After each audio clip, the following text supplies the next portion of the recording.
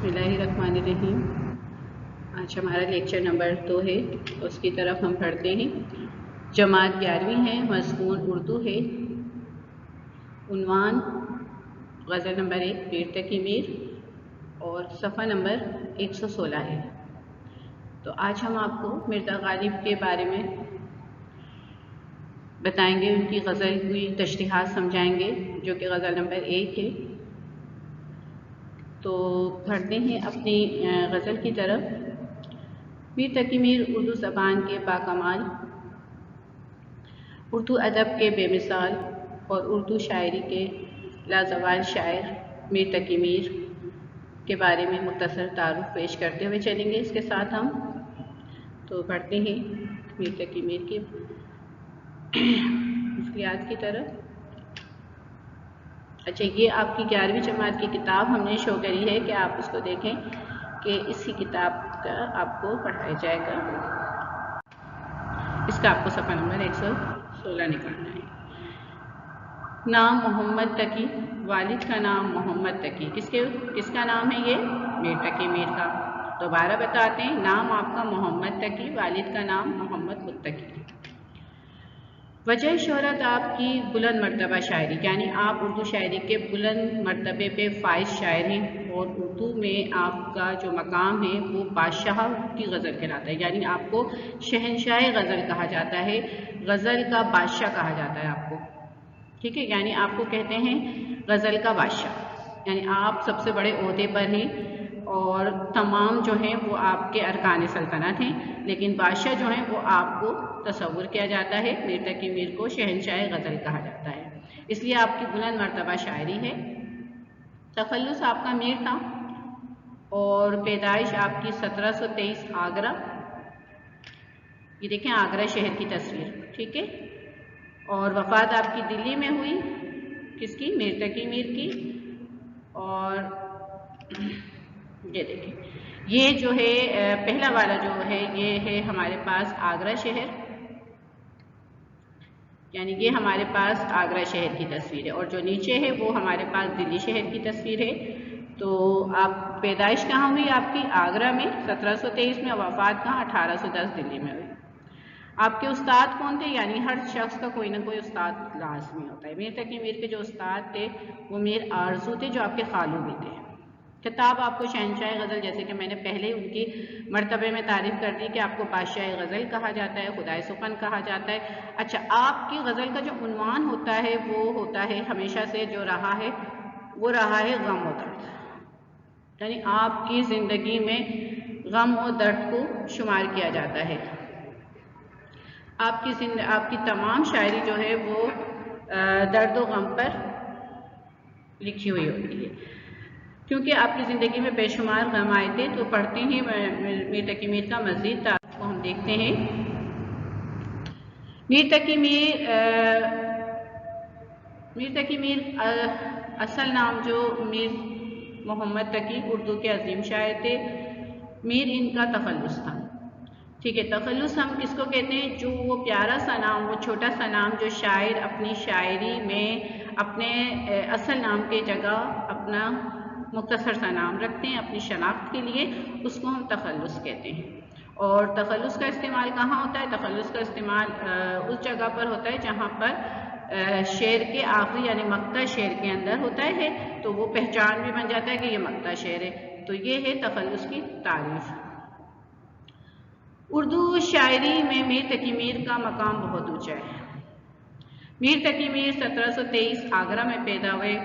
ان کے والد کا نام محمد علی تھا، لیکن علی متقی کے نام سے مشہور تھے۔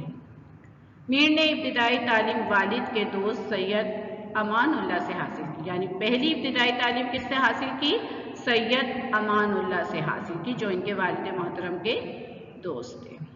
مگر مزید تعلیم سے پہلے جب میر ابھی 9 برس کے تھے تو وہ چل بسے، یعنی ان کے استاد کا انتقال ہو گیا، والد کے دوست کا انتقال ہو گیا۔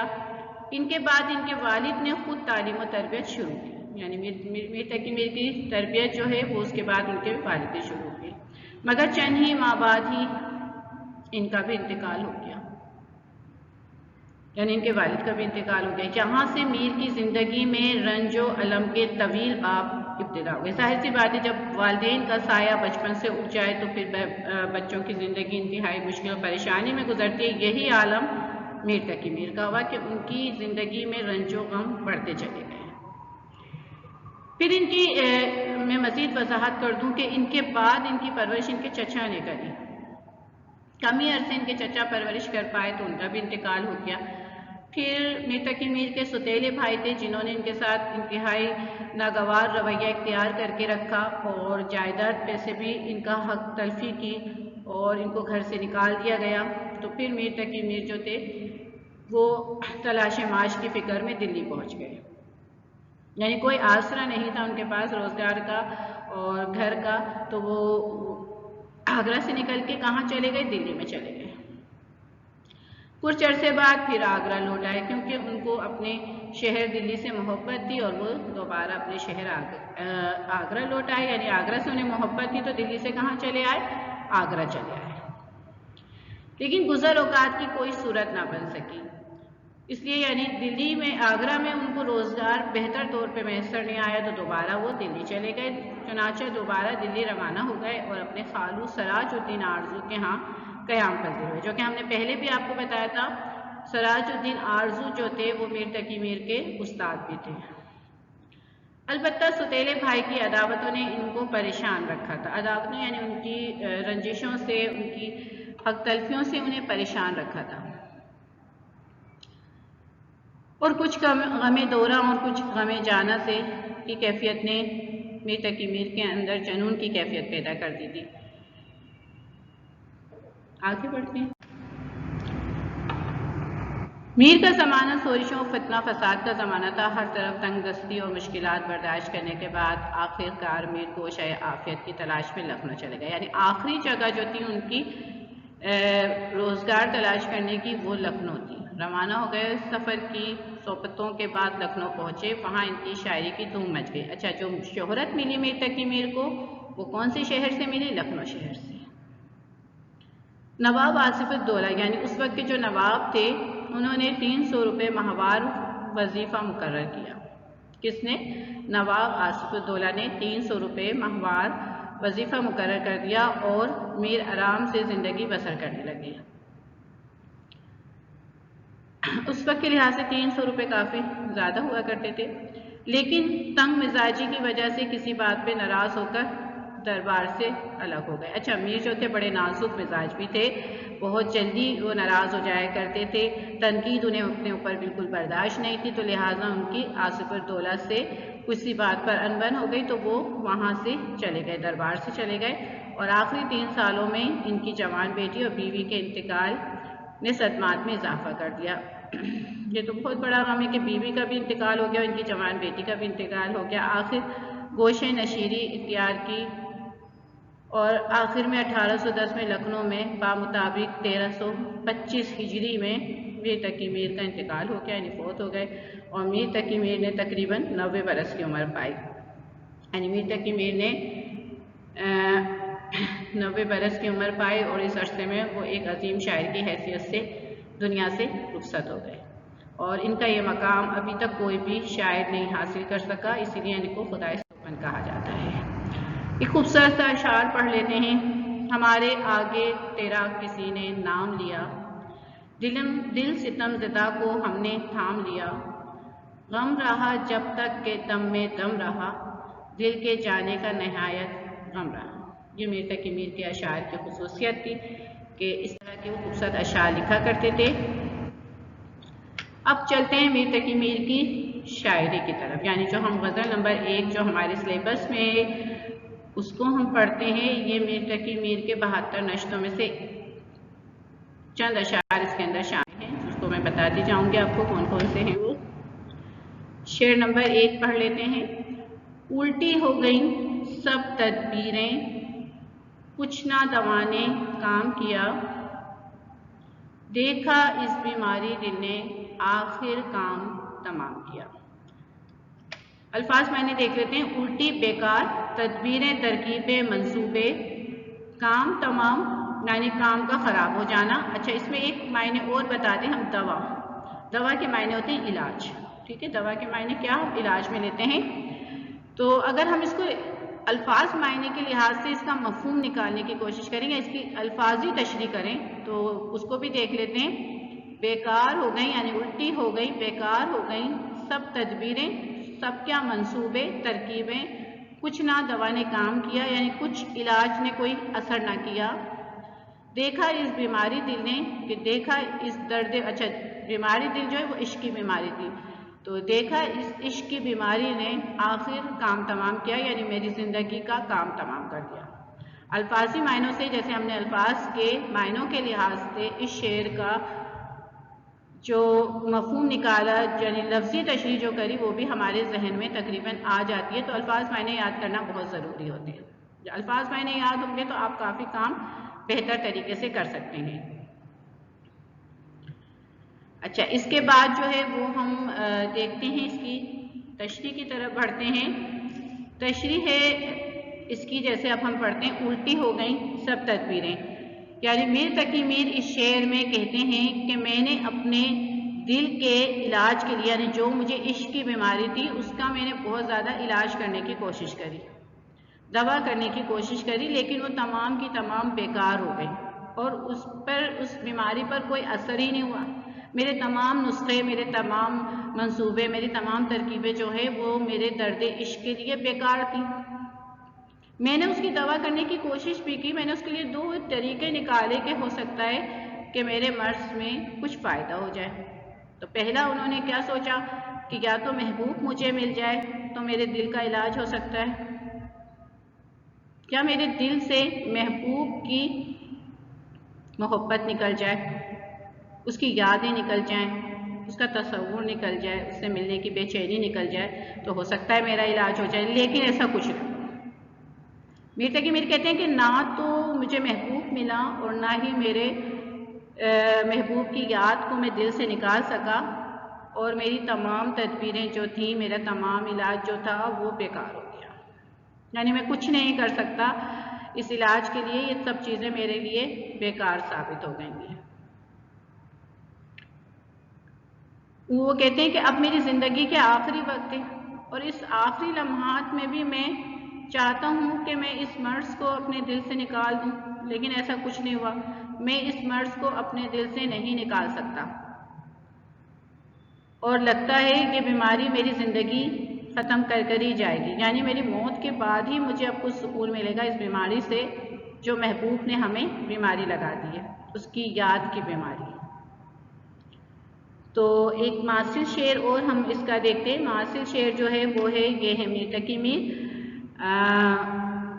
چپ چپ کے کیوں روتے ہو ناصر، یہ کیا رنگ لگا رکھا ہے. اچھا دیکھیں، جب آپ تشریحات کریں گے آپ کے امتحان میں سوال نمبر 2 آتا ہے اور آپ کو اس میں سے 2 تشریح کرنی ہوتی ہے، ٹھیک ہے، اور اس میں جو ہے آپ کو ایک تشریح کے 5 نمبر ملتے ہیں، 2 نمبر آپ کو تعارف شاعر کے ملتے ہیں اور 3 نمبر آپ کو کس کے ملیں گے، اشعار کی تشریح کرنے کے. اچھا مماثل شعر جو ہے اس کی اہمیت ہم اس لیے آپ کو بتا رہے ہیں، یہ جو مماثل شعر ہے اس کی اہمیت ہم آپ کو اس لیے بتا رہے ہیں کہ اس کا 1 نمبر ہوتا ہے. اگر آپ یہ لکھیں گے تو اس کا بہت اچھا تاثر پڑے گا اور آپ کو بہت اچھے نمبر اس کے مل سکتے ہیں. تو یہ مماثل شعر جو ہے وہ لازمی طور پہ اپنی اشعار کی تشریح میں لکھیے گا اور اس کی بہت اہمیت ہوتی ہے. کوشش کریے ہم نے کہ کچھ آسان سے اشعار لکھ دیں تاکہ آپ لوگوں کو یاد ہو جائیں. اس اشعار کا بھی مفہوم یہی نکلتا ہے کہ چپ چپ کے کیوں روتے ہو ناصر، یہ کیا رنگ لگا رکھا ہے، یعنی ناصر تم خاموشی سے کیوں رہتے ہو، ایسا کیا دنیا میں ہو گیا جو تم نے خاموشی کا رنگ لگا لیا. تو یہی میر تقی میر کی اس شعر کا مماثل شعر ہے. تو اب ہم بڑھتے ہیں اپنے اگلے اشعار کی طرف.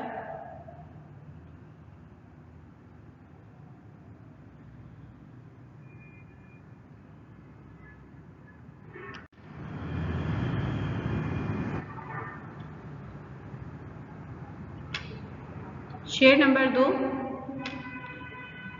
عہد جوانی رو رو کاٹا، پیری میلی آنکھیں مون، یعنی رات بہت تھے جاگے صبح ہوئی آرام کیا۔ پھر پڑھتے ہیں، عہد جوانی رو رو کاٹا پیڑی میلی آنکھیں مون، یعنی رات بہت تھے جاگے صبح ہوئی آرام کیا۔ اس کے معنی دیکھ لیں، عہد جوانی کہتے ہیں جوانی کے دور کو، رو کہتے ہیں رونا دھونا جو ہوتا ہے اس کے معنوں میں استعمال ہوتا ہے، پیڑی کہتے ہیں بڑھاپا، ٹھیک ہے، اور آنکھیں مون آنکھیں بند کرنا اور موت کا آنا، ٹھیک ہے، اس کو کہا جاتا ہے۔ اگر ہم اس کی لفظی تشریح کریں جیسے کہ ہم نے پہلے اشعار میں اس کی لفظی تشریح کری تھی، تو ہم اس کی بھی لفظی تشریح کر لیتے ہیں، جیسے ہے عہد جوانی یعنی جوانی کا دور رو رو کاٹا، یعنی رو رو کے گزار دیا، کس نے؟ میر تقی میر نے اپنے اشعار میں کہتے ہیں۔ پیری میلی آنکھیں مون، اب پیری میں یعنی اس کا مطلب ہے کہ بڑھاپا جب آ گیا ہے اور آنکھیں بند کرنے کا وقت آ گیا ہے، یعنی اب میری آنکھیں بند ہونے والی ہیں اور بڑھاپے کا وقت آ گیا ہے، یعنی رات بہت دیر جاگے۔ اب وہ کہتے ہیں رات پر ہم نے جاگے، لیکن رات کو اس وقت تشبیہ دے رہے ہیں اپنی جوانی سے۔ صبح ہوئی آرام کیا، صبح کو وہ تشبیہ دے رہے ہیں بڑھاپے سے۔ وہ کہتے ہیں جب بڑھاپے کا وقت آ رہا ہے تو کچھ سکون مل رہا ہے، اور جو زندگی میں ہمارے ساتھ جوانی تھی اس میں ہم جاگ جاگ کے گزار دی، جبکہ ہمیں اس میں خوب لطف اندوز ہونا تھا اپنی جوانی سے، لیکن ایسا کچھ نہیں کیا۔ تو یہ تو ہم نے کس لحاظ سے پڑھے؟ الفاظ کے معنوں کے حساب سے پڑھی، جیسے عہد جوانی رو رو کاٹا پیڑی میلی آنکھیں مون، یعنی رات بہت تیز جاگے صبح ہوئی آرام کیا۔ تو اس کی تشریح یہ ہے کہ اس دور میں میر تقی میر اس شعر میں کہتے ہیں کہ جو ہمارا جوانی کا وقت تھا وہ تو ہم نے رو رو کے کاٹ دیا، کیونکہ ان کو زمانے سے صرف دکھ اور تکلیف ہی ملے تھے۔ میر تقی میر کی جوانی جو تھی وہ درد و غم سے بھری ہوئی تھی، والدین کا نہ ہونا، سوتیلے بھائی کے ظلم و ستم، ذریعہ معاش کا نہ ہونا، غم جانا کا ہونا، تو یہ تمام چیزیں جو تھیں میر تقی میر کی زندگی میں غم کو بھر چکی تھی، اور میر تقی میر اپنی زندگی میں بے شمار غم کا سامنا کر چکے تھے۔ تو وہ یہ کہتے ہیں کہ جب میری آنکھیں بند ہونے کا وقت ہے، اس دنیا سے جانے کا وقت ہے، تو اب مجھے کچھ آرام میسر آئے گا تو یہ تو بیکار ہے۔ اب وہ یعنی جو ہے اپنے پڑھنے والے قاری کے لیے استعمال کر رہے ہیں، یعنی ہمیں سمجھانے کے کہہ رہے ہیں کہ یعنی میری زندگی کو اس طرح سمجھ لو کہ رات بہت تھے ہم جاگے، یعنی ہم نے جوانی جو ہے وہ بہت جاگ جاگ کے گزار دی، پریشانی میں گزار دی، ٹینشن دنیا کی معاشی پریشانیوں میں گزار دی، غم جانا کے دکھ پہ گزار دی، اولاد کے غم میں گزار دی۔ صبح ہوئی آرام کیا، اب زندگی کی چند سانسیں چل رہی ہیں، تو اب جا کے ہم اپنی قبر گاہ میں جا کر ہی کچھ سکون کا سانس لیں گے اور وہی ہمیں آرام ملے گا، یا یہ زندگی کے آخری لمحات ہمیں شاید سکون دے جائیں۔ تو اس شعر میں میر تقی میر جو ہے بڑی وضاحت کے ساتھ اپنے دکھوں کو بیان کر رہے ہیں، یعنی اس شعر کا جو مرکز ہے وہ دکھ ہے۔ اچھا، میر تقی میر کی شاعری کا جو عنوان ہوتا ہے وہ درد و غم پر ہوتا ہے، جیسے کہ ہم نے ان کے بارے میں پڑھا، تو وہی چیزیں ہمیں ان کے اشعار میں نظر آتی ہیں۔ اس چیز کو ذہن میں مد نظر ضرور رکھا کریں جب آپ شاعر کو پڑھیں، تو پھر اس کے اشعار کے اندر اس کے طرز بیان اور اس کی زندگی کی خصوصیت کو دیکھنے کی کوشش کیا کریں کہ کیا اس شعر میں وہ چیزیں نمایاں ہو رہی ہیں۔ تو جی ہاں، ہمیں بالکل اس شعروں میں ان کے اشعار میں ہمیں یہ چیزیں نظر آتی ہیں کہ ان کی زندگی میں دکھ اور غم بے انتہا زیادہ تھے۔ آگے بڑھتے ہیں، شعر نمبر 3 کی طرف آتے ہیں۔ ناحق ہم مجبوروں پر تہمت ہے مختاری کی، چاہتے ہیں سو آپ کریں ہم کو عبث بدنام۔ اب اس شعر میں میر تقی میر کہتے ہیں کہ ہم بے بس لوگوں پر، ہم مجبوروں پر جو ایک تہمت لگی ہوئی ہے مختاری کی، جبکہ ایسا نہیں ہے۔ تمام جو کام ہیں وہ اللہ تعالیٰ کی طرف سے ہوتے ہیں، اللہ تعالیٰ کی مرضی کے بغیر کچھ بھی نہیں ہلتا، یہاں تک کہ ایک پتا بھی اللہ تعالیٰ کی مرضی کے بغیر نہیں ہلتا ہے۔ اچھا، اس طرح ہم ذرا سے معنی دیکھ لیں، جو ہم معنی بتانا بھی آپ کو بھول گئے تھے۔ ناحق کہتے ہیں بے قصور اور بلا وجہ، ٹھیک ہے، مجبور بے بس لوگوں کو کہا جاتا ہے، تہمت الزام لگانے کو کہتے ہیں، مختاری آزادی کو کہتے ہیں، عبث بیکار کہتے ہیں۔ تو اگر ہم لفظی تشریح اس کی پڑھیں کہ ہم بے قصور لوگوں پر بلا وجہ الزام ہے یا الزام لگائے جا رہا ہے آزادی کا، تو آپ ہمیں اس طرح کے کتنے الزامات لگاتے رہیں اور ہم کو بیکار کا بدنام کرتے رہے۔ تو اس اشعار میں جو ہے وہ فلسفہ جبر کا بیان ہے، اور اس میں وہ کہتے ہیں کہ اللہ تعالیٰ جو ہے وہ ہر انسان کی تقدیر لکھتا ہے، اور اللہ تعالیٰ کی مرضی کے بغیر کوئی پتا ہل نہیں سکتا، کوئی سورج کوئی صبح یعنی چاند اور سورج طلوع نہیں ہو سکتے، دن اور رات تبدیل نہیں ہو سکتے، تو پھر یہ ہم انسان کیسے اپنی مرضی کر سکتے ہیں؟ تو یہ تمام چیزیں جو ہیں یہ بھی اللہ کی مرضی کے بغیر نہیں ہو سکتی ہیں۔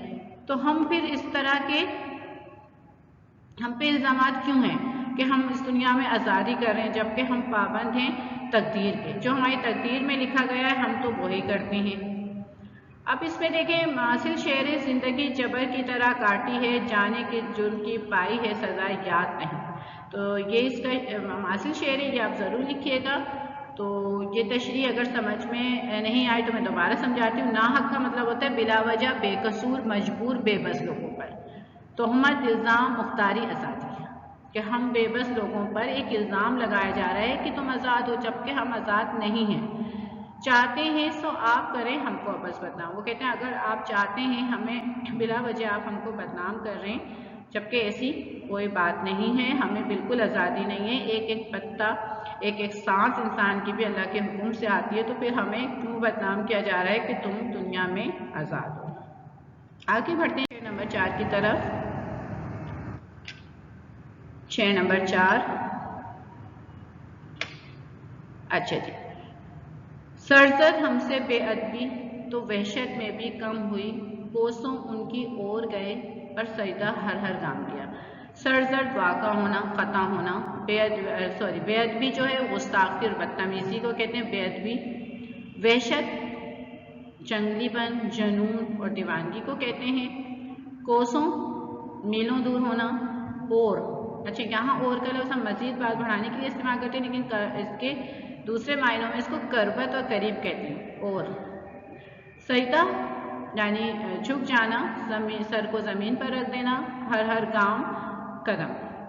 اس شعر میں میر تقی میر جو ہے وہ اپنے محبوب سے محبت کا اظہار کر رہے ہیں، وہ بڑی عزت اور احترام دے رہے ہیں اپنے محبوب کو۔ کہتے ہیں جب ہم وحشت میں تھے، دیوانگی کے عالم میں تھے، جب بھی ہم نے کوئی بے ادبی نہیں کری، بے حرمتی نہیں کری آپ کی، اور آپ کے ساتھ نہایت ہی محبت کے ساتھ پیش آئیں، تو پھر آپ نے ہمیں کیوں یعنی ہم تو جب محبت کی جنون کی حد تک چلے گئے تھے، دیوانگی میں چلے گئے تھے، جب بھی ہم سے اپنے محبوب کے لیے کوئی ان کی شان میں ہم نے گستاخی نہیں کی، کوئی ہم نے ان کے ساتھ بدتمیزی نہیں کری، پھر ہمیں کیوں ہمارا محبوب جو ہے وہ ہم سے ناراض ہوگا؟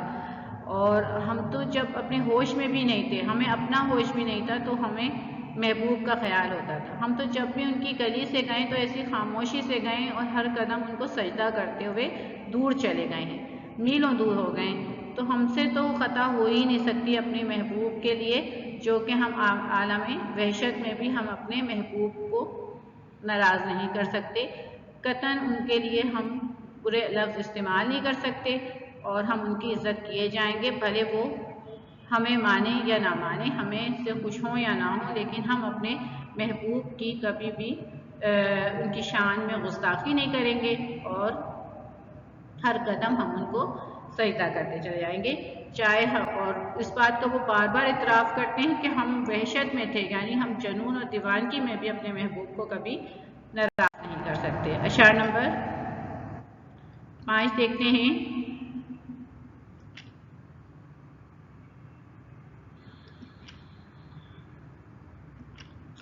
اچھا شعر نمبر 5 ہے، یہاں کے سفید و سیاہ میں ہم کو دخل جو ہے سو اتنا ہے، رات رو رو صبح کیا یا دن کو جوں شام کیا۔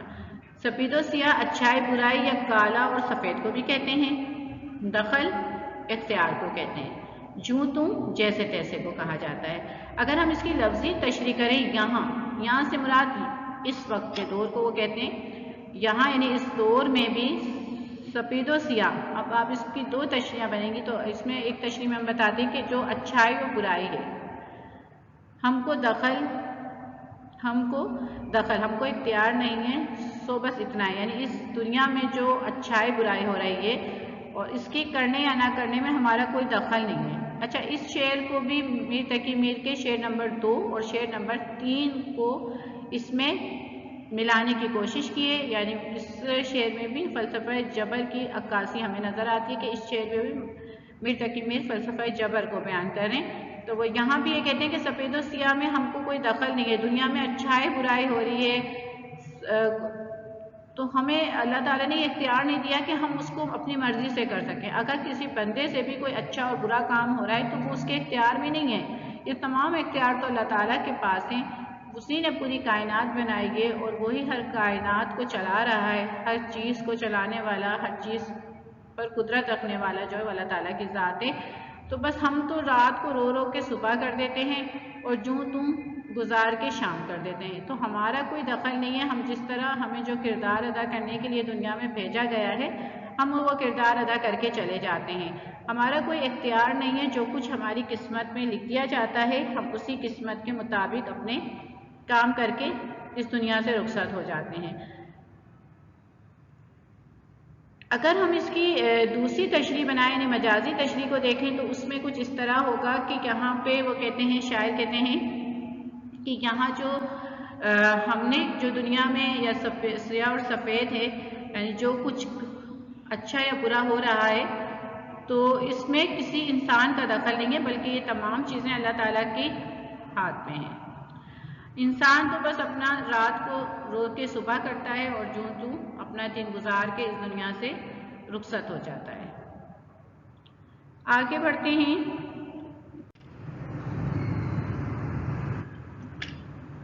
شعر نمبر 6 کی طرف۔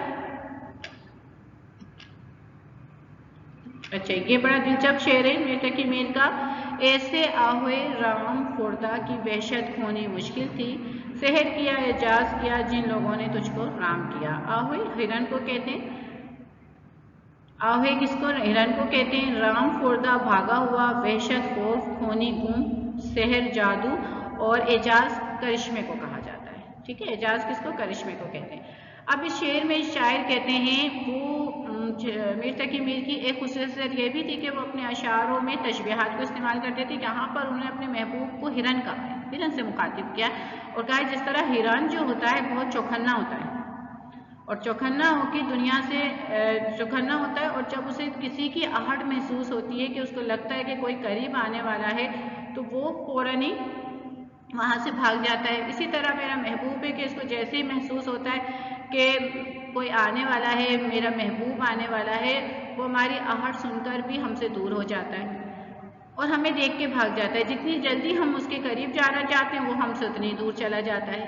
تو وہ مجھے ایک ہرن کی مانند لگتا ہے، جس طرح ہرن کو کوئی خطرہ محسوس ہوتا ہے تو وہ اس خطرے سے چلا جاتا ہے، تو اسی طرح ہمارے محبوب کو بھی جب کوئی خطرہ محسوس ہوتا ہے یا ہمارے آنے کی اطلاع ہوتی ہے تو وہ فوراً ہی ادھر سے چلا جاتا ہے۔ سحر کیا اعجاز کیا، وہ کہتے ہیں جو ہمارے محبوب جن لوگوں سے راضی ہے یا تو وہ اس کے اوپر جادو کرتے ہیں یا وہ کوئی کرشمہ رکھتے ہیں جس کی بدولت انہوں نے ہمارے محبوب کو اپنے سے راضی کر لیا ہے۔ تو اس کا جو مماثل شعر ہے وہ ہمارے پاس یہ ہے کہ اپنے محروم آرزوؤں پر دیر تک سو گیا شباب، یعنی وہ کیا کہتے ہیں کہ اپنی محروم آرزوؤں پر دیر تک سو گیا شباب، یعنی یہ اس کا مماثل شعر ہے۔ اچھا، اب کچھ ہم میر تقی میر کے بارے میں تھوڑا سا اور آپ کو تعارف بتا دیں جو آپ کو لکھنے میں آسانی ہو۔ یہ اردو ادب کی خوش قسمتی ہے کہ ان کو شاعری کے ابتدائی دور میں ایسا خوش فکر اور خوش دماغ شاعر میسر آیا جس نے زمین سخن کو آسمان بنا دیا اور اپنی شاعرانہ عظمت سے اس دور کو شاعری کا سنہرا دور ثابت کر دیا۔ اس کے بعد بھی ہر دور کے شعراء آئے لیکن انہیں ہم خدائے سخن نہیں کہہ سکتے۔ اچھا، اس کے بعد مولوی عبدالحق نے آپ کی تعریف کچھ اس طرح سے کی ہے کہ آپ سرتاج شعراء میں آپ کا کلام اس دور کو شوق سے پڑھا جائے گا، جیسے سعدی کا کلام فارسی میں اگر دنیا کے شاعروں کی فہرست تیار کی جائے اور ان میں لکھا جائے کہ قیامت تک کس کا کلام پڑھا جائے گا تو اس میں یقیناً ایک نام میر تقی میر کا بھی ہوگا، یعنی اس کلام میں ایک نام کس کا؟ میر تقی میر کا بھی ہوگا۔ اور یہ حقیقت ہے کہ سر فہرست نام ہی میر تقی میر کا ہوگا کیونکہ ان کا ہی کلام بڑی شوق اور ذوق سے پڑھا جاتا ہے۔ اس کے علاوہ کچھ چند اشعار جو ہیں وہ میر تقی میر کے میں آپ کو سناتی چلوں۔ ہم کو شاعر نہ کہو میر کے شاعر ہم نے، ہم کو شاعر نہ کہو میر کے صاحب ہم نے، درد و غم کتنے کیے جمع تو دیوان بنا، پتا پتا بوٹا بوٹا حال ہمارا جانے ہے، جانے نہ جانے گل نہ جانے باغ تو سارا جانے ہے، جب بھی سجدہ کرتے کرتے گئی حق بندگی ہم ادا کر چکے۔ تو آج کا ہمارا لیکچر ختم ہوتا ہے میر تقی میر کے چند خوبصورت اشعار کے ساتھ۔ اپنا بہت خیال رکھیے گا۔ اللہ حافظ۔